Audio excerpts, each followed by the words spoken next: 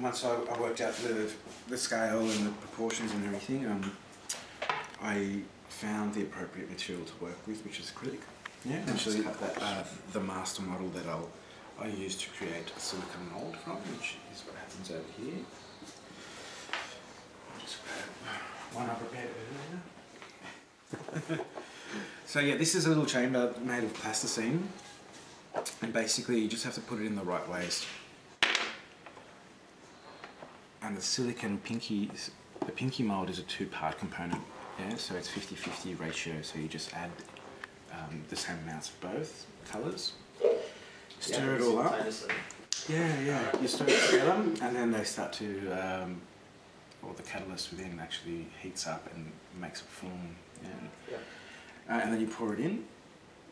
And this is one that's been poured earlier. So there's one cooking away right now, and I poured that about 5 hours ago. Then how long will it be until you can break it up? Look, it'll take between 5 and 10 hours, I suppose. Yeah, so I could quite possibly take that out now. Oh, as long as I'm not going to break it. No, this one's a little bit tricky to get out. Tricks of the trade. Very sophisticated methods. There's one. I used... This is jeweller's wax. So it's really quite a dense wax, so you can file and cut and then clean up and more or less sculpt the object at the right scale and finish it perfectly. And then I just use the same process and made a pinky silver mould out of that. So what makes the jeweller's wax different? I mean, what other kinds of wax are there for this kind of sculpting? Well, that's a good question. This is some kind of paraffin wax, I think.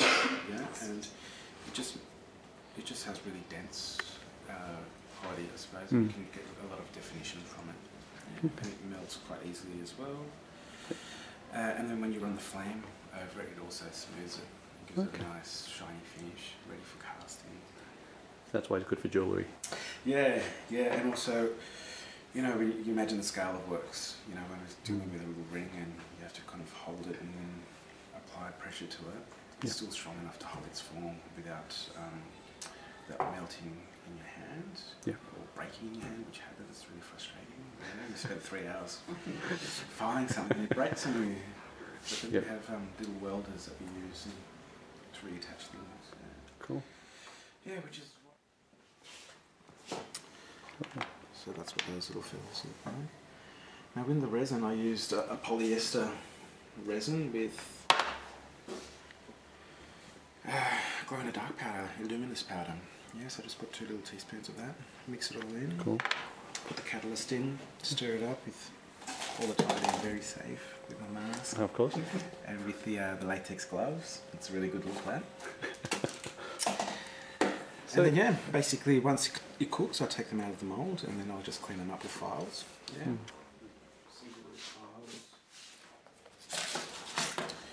Very coarse file. This is a wax file. And then I'll go through a series of different grades of emery paper just to give it the finished surface. Yeah. So these little cubes here, in order for it to really look like it's been rotationally moulded, I'd have to clean up and give it a bit of radii. So, yeah, because the actual process needs rounded edges. And then I'd probably divide it into the sections to show where the little grids will be for the climbing component.